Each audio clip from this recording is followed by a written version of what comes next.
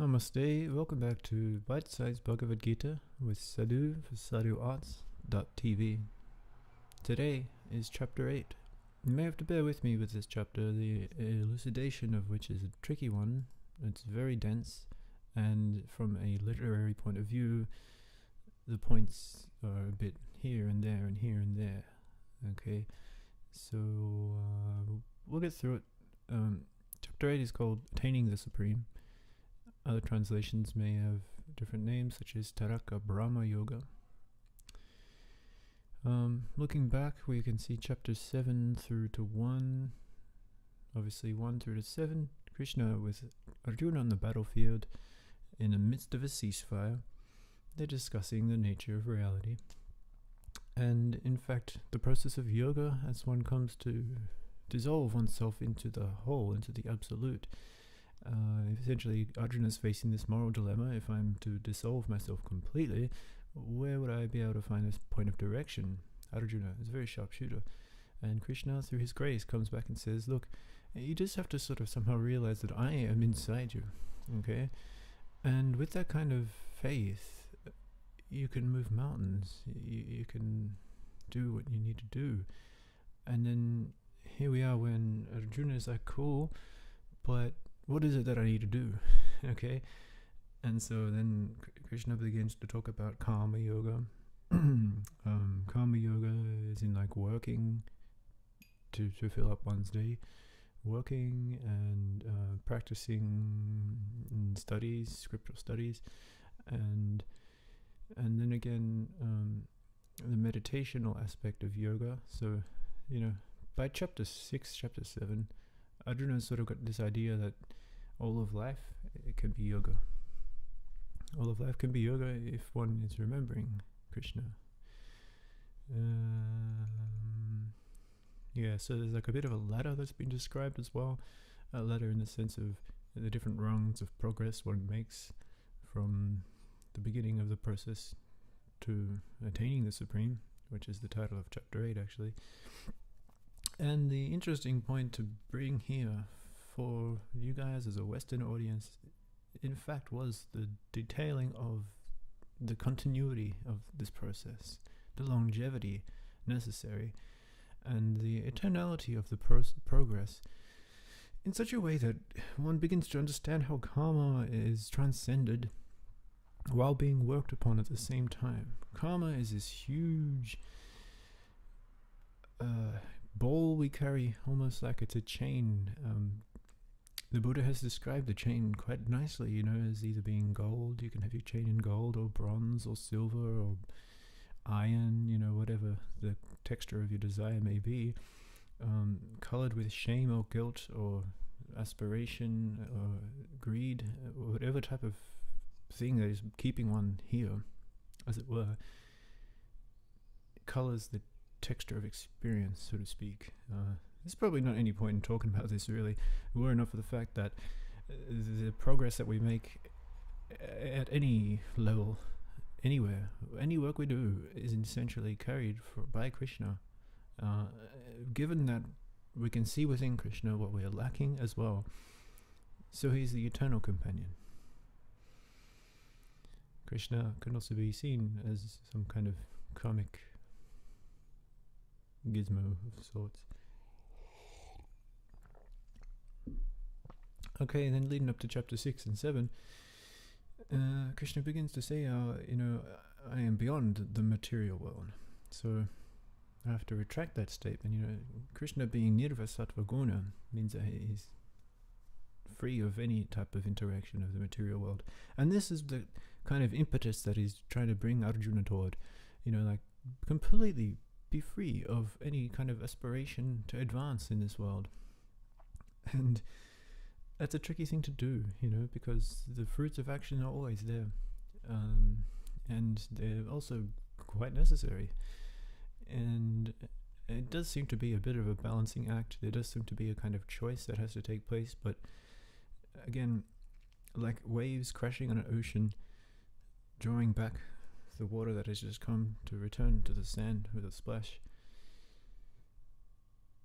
there's always further and further that one can delve into this journey of life. So,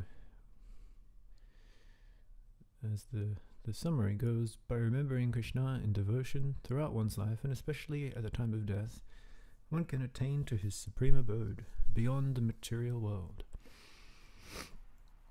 Here is a trap that I got stuck in a long time ago that I'd really like to point out as well. And it's quite simple, that Krishna's abode is really no different to this abode. And I say that with excruciating pressure to be filled in of a detail, that this isn't a kind of exit the world strategy. This isn't a kind of renunciation and faith in nothingness, emptiness. You know, even the Buddha talks about, if there is emptiness, there has to be compassion. And if there's compassion, well, there must be emptiness for the compassion to move into. So it's not like a fantastical, oh, it's so much better up there in his abode. It is, believe me. It's full of bliss, it's full of truth, it's full of knowledge, you know, deep sentiments of pure beauty. But the real work is to be living that, and to recognize, living that in a way to reorganize within self that it's already here and it can just be moved out. Krishna is always a person. Krishna is always a person. He came with his grace in a two-armed form, you know. He could have taken any form, a UFO, an elephant, a monkey, a deer. In fact, he did over the course of the Bharata, but it's the human form that, as a meditational object, is quite nice to actually meditate upon for practical reasons. Okay. So, I mentioned a point about how Krishna could sort of be thought of as a karmic indicator. In fact, you know, I mentioned also about how there is a karma that could be understood that he carries, as we all do. And so, for the liberation of the karma that we carry, he's maintaining that we can keep our observation in between our eyes, chanting or vibrating the syllable Om. That is the perfect position at the time of death. And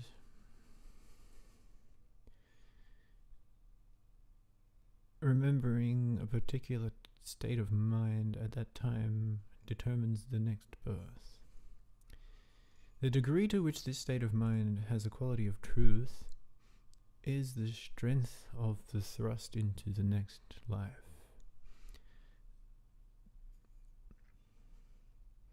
You know, there are lights, obviously, and there is darkness. There is a time when the moon moves north, and there is a time when one is thrust into fire. All these kind of tests, trials, and tribulations, of which a kind of cessation of concentration seems to be cut. There will always be a guarantee of reunification with Krishna. Granted that we can put him before ourselves.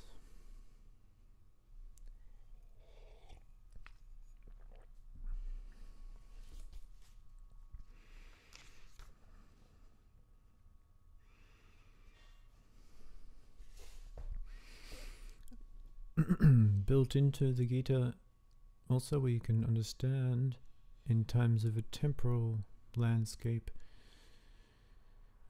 just in fact how large this Krishna reality is. I mean, he kind of has to, doesn't he, to talk about being beyond the material world. How can one possibly imagine something that is beyond the material world? Also, Krishna has mentioned that I am beyond conception. To be beyond conception would require a huge deal of imagination. Now, this kind of imagination isn't a process of mere fantasizing, as I already talked about. It's a kind of energetic recapitulation that what is happening inside is a little bit more important than what's happening outside. But to have come to this stage, yes, already you would have understood the process of sensory withdrawal, the development of concentration upon the breath, attending the minute particulars, as the French poets say. So now one can kind of understand how in the beginning there was space, and a kind of falling of dust particles began to happen, whereby we see, oh yes, this is falling, that's falling into place, and we begin to have a kind of formation of some sort as the universe cooled down. In this process of cooling out, Krishna is the ultimate model there of, if there is some kind of attractor, but the patterns of which emerged began to form this composition called time. Okay, this is how I think it's put together. I think it's pretty good anyways. Doesn't matter, they're all going to get annihilated anyway. Krishna will be there anyways. So it is a kind of manifestation, unmanifestation, manifestation, unmanifestation. This is all the working of Brahma. And this is really a split point where the two religious, I wouldn't say foundations, they're kind of different for different purposes to be understood as maybe a root and a vine leaf, that Krishna gave birth to the Creator. Alright, that's how vast the world is. Arjuna is asking these questions. What is this material world? What am I to do? What is the yogi in relation to this material world? Yeah, so for 100 years, 100 years in our lifetimes is one Brahma day.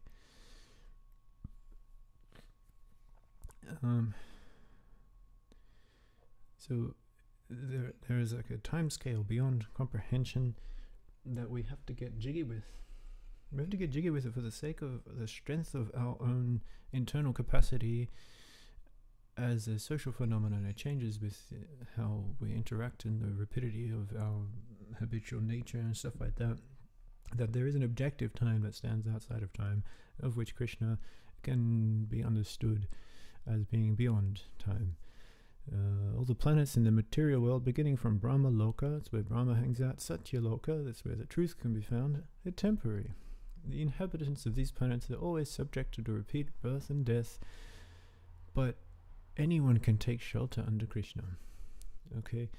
And it's said that, however high up we go, however low down we feel, there is always the possibility of reunification with Krishna.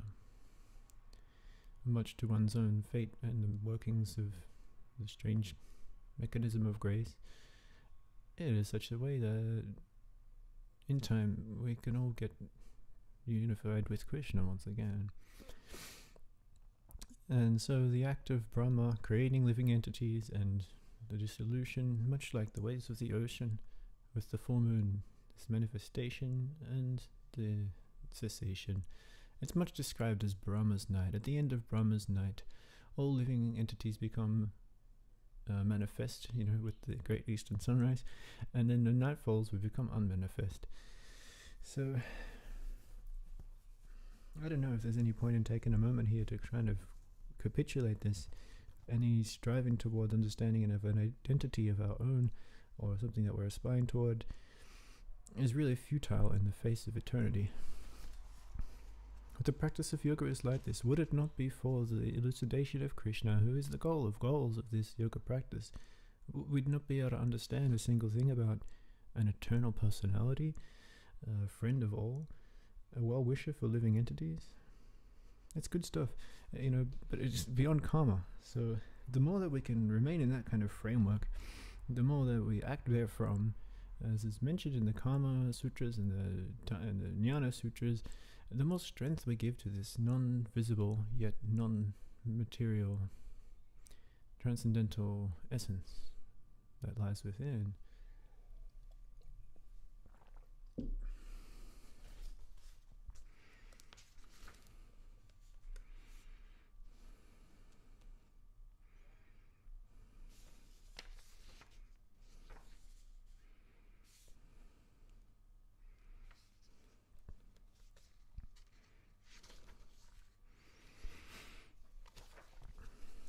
Anyway, so it's a good chapter about the nature of rebirth, the destruction of an idea relating vaguely to a leaving of this planet,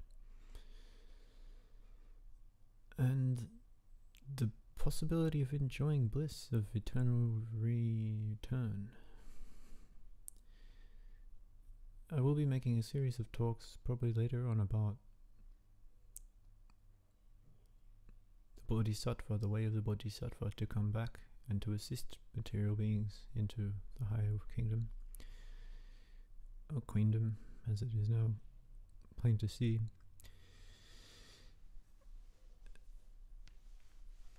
You know, why would one have to run anywhere if here is all there is, if now is the time?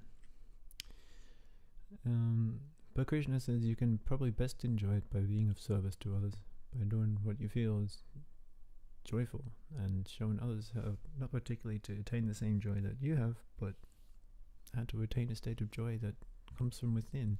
That's not dependent upon anything outside.